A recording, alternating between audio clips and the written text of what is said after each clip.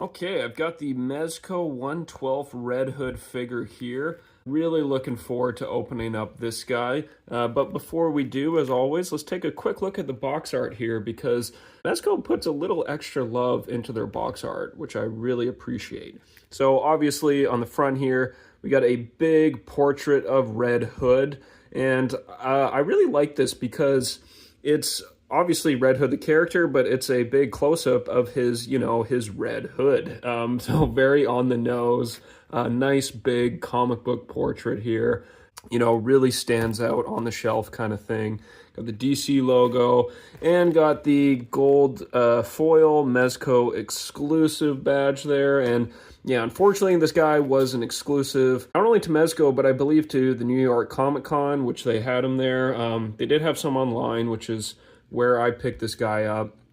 But it would have been nice, of course, if he was widely available, because I know Red Hood was such a sought-after figure and a, long demanded, long requested figure from fans. But, unfortunately it wasn't exclusive, so that kind of sucked. I also like here is in the Red Hood label, they kind of cleverly put the bat logo up in there too. That's a really nice touch. Let's see, on the top here, we get a different portrait of Red Hood, kind of looking up there. On the side, yet another portrait. I like how these are all different drawings as well. Like, it's not like McFarlane where they just kind of slap the same picture on every side of the box. Here we're getting different artwork on every side. Really nice detail here. I don't know if this is Jim Lee. Kind of looks like a Jim Lee style. And on the back, of course, many different comic art portraits of Red Hood, which is interesting. They don't actually show you any images of the figure itself on the box. These are all, comic, pulls of how Red Hood looks and appears. So I guess it's kind of like, will the figure live up to it? I mean, that's the question. Not a lot of details here either. It just says 1/12 scale figure featuring intricate tailored costuming and over 30 points of articulation. So pretty impressive, yeah. But I like all these nice dynamic shots here. Aside here, we just get a clean Red Hood logo, as well as a bat logo up top, 1/12, and on the bottom, basic info there, QR code if you need it. But yeah, this guy is now long sold out. I believe there's 2 opportunities to have gotten him. There was the initial pre-order, and then they had a second wave of stock. Now you're pretty much out of luck if you miss this guy, and unfortunately are probably going to have to go to eBay or Evil Bay, as some people call it, to pay those nasty eBay prices. But anyway, even if you weren't able to get it, or if you are thinking about spending big on this guy, well, let's take him out of the box. Let's see how he looks and is, and if it's worth it. Here's Red Hood in his plastic shell. Still can't quite see him yet. We get 2 layers here. First layer is a nice big Red Hood base. Excuse the glare there from the plastic from my light.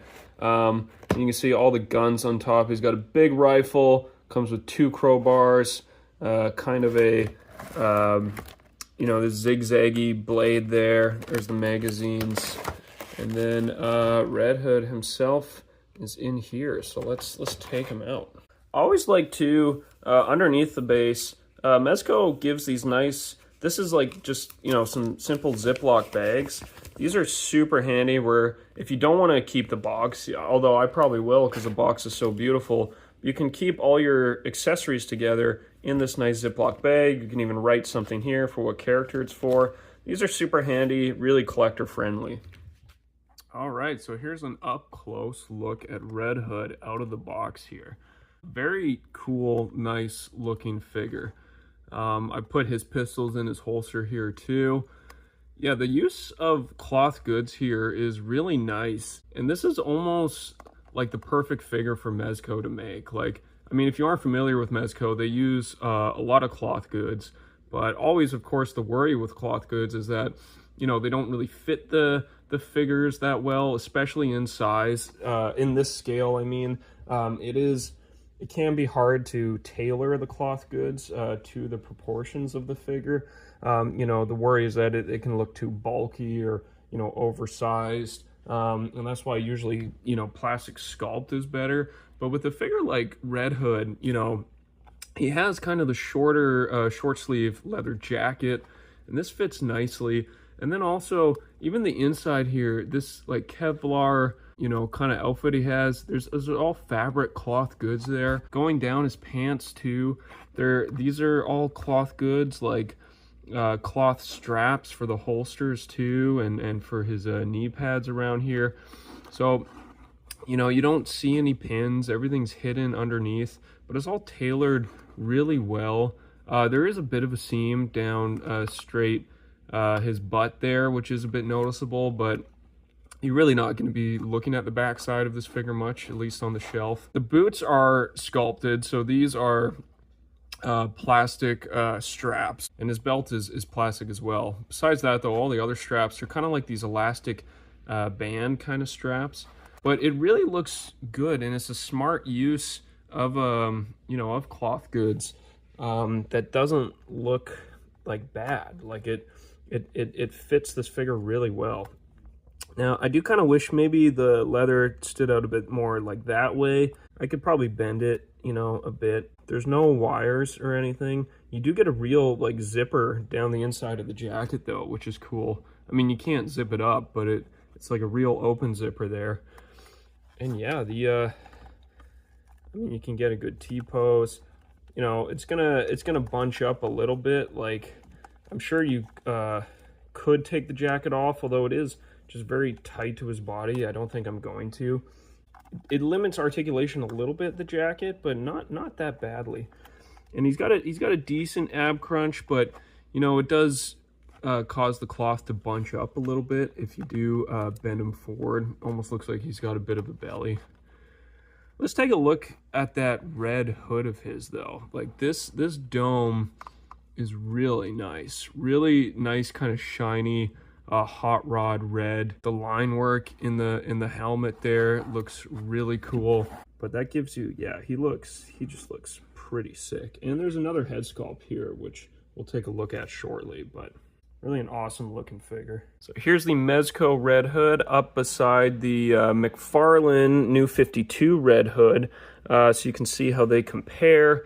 I really like the McFarlane figure. You know, this was pretty much my only Red Hood figure for a long time. He is a little dusty there. Similar kind of paint though. Obviously you're getting a similar kind of look, you know, with the brown jacket and the red symbol. There's just more detail on the Mezco one, and obviously there's a big price difference, so yeah, you would expect more detail, but it depends what you like, you know. The McFarlane one is all sculpted, Mezco is cloth goods. You know, just for collectors, if you're on the fence between the two, you can take a look and see how they look side by side here. There's a look at him with his pistols in hand. I will say the jacket, it does limit a little bit of the mobility in him in terms of like how high you can raise his arms. It's about as high as I could get him to hold his gun. And I mean, you can do, you know, your T-pose. Lifting the arm straight up though, it's a bit hard to get the shoulder to go all the way up, like to really hold his gun all the way up. I mean, so you have to kind of bend the elbow. Can kind of work it like that. It's one of the trade-offs with cloth goods, you know, like it looks nicer arguably, but it does sometimes bunch up and limit some of the movement. But you know, he still looks cool. But yeah, you can still get him in most of like the poses you're gonna want to get Red Hood in. It's also got these cool fire effects that you can stick in his guns there to make it look like, you know, he's just fired a bullet there. Yeah, these look pretty nice. You know, they're a lot of fun and playability. But yeah, aside from the fisted hands and the pistol holding hands that he comes with, you also get these 3 other sets of hands. So these ones are kind of more just like open, relaxed hands. He's got these. Oh, sorry for my big fingers and bumping things. He's also got these kind of more grabby hands, you know, like he's reaching out to grab something. And then he's got these almost fisted hands, which I believe these are for holding the crowbars that he comes with. Also just really like the texture and detail on the hands here. Really nice paint work with the red, the white. They really look like kind of leather biker gloves. Really well done. Here is the other head sculpt, the battle damaged head sculpt. And yeah, this one is really cool. Got him holding this knife here too. Kind of a crazy knife there. But yeah, this head sculpt is really cool. The look in Jason's eye there. It's really nice. I like how you have kind of the silver. It really looks, you know, scratched and broken. There's a little bit of a kind of silver speck damage up here in the helmet as well. Even on the front, under his eye. Just open up the jacket so you can see in there. It looks really, really nice. It looks like you just ripped like a sheet of metal off. The way it kind of tucks behind his ear with the hair coming out. This is a very cool head sculpt. And, you know, originally I was thinking I probably wouldn't display him with this one, but that actually looks so badass that, I don't know, I might just swap him in and out. That looks really freaking cool, especially if you have him fighting another character. That's a pretty metal head sculpt. So he's also got these crowbars here. They look pretty good. They slide into his hands pretty easily. I don't know, I've always just been, I don't know, like as a weapon of choice for Red Hood, I've been a little on the fence about the crowbars. I mean, obviously, if you don't know, he was beat to death by a crowbar by the Joker, so it's kind of like he's reclaiming the weapon that beat him, I guess, and using that against others. It's an interesting idea. You know, you have the option to portray that here with the character if you want.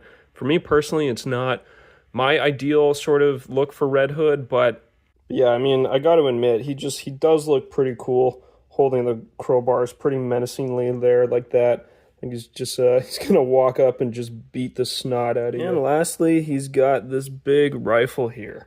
I did have a heck of a time actually trying to get the rifle just in his hand here. It's almost like the thumbs for the pistol holding hands aren't, they're better suited for the pistols than they are this sniper rifle. So it was a bit tricky to just get that in his hand. And then, as you can see, he can kind of almost hold it with two hands across his body, but not really. It's hard to get that natural kind of look for it. See, yeah, it just fell out. It's a nice gun, like it's a nice accessory, but you almost have to pry the thumb out first and then put it in and then slide it in that way. Yeah, but these hands, I think they hold the pistols better than the rifle. Like, you can have him holding it up like that. That looks a lot cooler. So if you kind of want to do it like he's taking the shot, it's a little bit hard to get into that pose. Comes with a separate, this bigger sort of blast effect. I guess I'll just hold like that for right now. That looks ridiculous, but yeah, this, you have like this big kind of bullet blast effect. That looks pretty cool, you know, if you could get him into a shot where he's like kneeling and holding it. It's hard though, like it's a little, just with the jacket and things, it's a little restricted to really, you know, get him holding this across his body. And additionally, if you, like normally, you know, when you're trying to take a shot like with a sniper like that, you would want to get his knees bent, and it's hard, like with the cloth goods here, like it's hard to raise. That's about as high as I can raise the thigh, so it would be hard to get him into like a kneeling pose or like on one knee kind of thing, you know.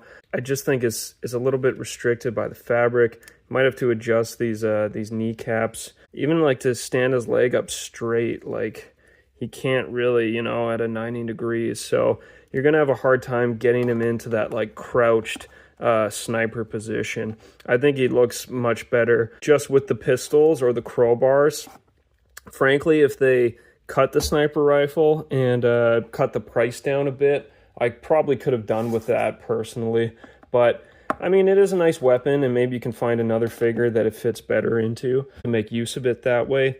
But otherwise, I'm probably going to display him just with the pistols or the crowbars or the knife. It's something that unfortunately just happened to me. I just snapped this knife as I was trying to fit it into Red Hood's hand. This is really thin and fragile. Luckily, I have some, like, you know, super glue, Gorilla Glue. I can try to glue that back. It's going to be a bit tough, but I wasn't even pushing it that hard, and it just snapped as I was sliding it into Red Hood's hand there. So that is a really thin piece of plastic. Be careful of that. That kind of sucks. It's not, you know, the most difficult repair, at least, but yeah, that kind of freaking sucks. Yeah, so handle with care. These are fragile figures. Anyway, that's gonna do it for my review here of the Mezco 112 Red Hood. Overall, really good figure, really nice looking figure. A bit overpriced, and it does kind of suck that he was a Mezco exclusive, you know, leading into that price increase. Overall, if you're a big Red Hood fan and a DC fan, and I think, you know, this is the kind of figure that if you're going to buy one Mezco figure like this, and you're, you know, this could be the one to get, you know, or if you just want one from DC, or if you're building the Bat family, he is essential in that way. And he is really good, even though he's expensive. You know, I did have that issue with the knife. It's kind of on me, but it did feel pretty brittle when I was first handling it too. Yeah, everything else though fits really well, feels really good. Cloth goods do limit some of the articulation and posability, but that's just kind of the trade-off of, you know, having cloth goods and having this kind of tailoring and look to a figure, a more realistic look, so to speak. But yeah, let me know what you guys think. Like, is this the best Red Hood figure that's ever been made? It is one of the few, and it's certainly up there. I would think at least top 3.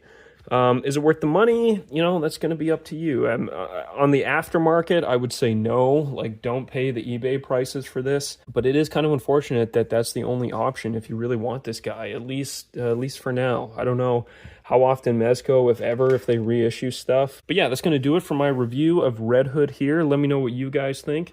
I'll catch you on the next one. I'm going to have a ton of videos coming down the pipeline. I had pretty much everything I pre-ordered from McFarlane all ship at once, so expect a lot of DC Multiverse to come.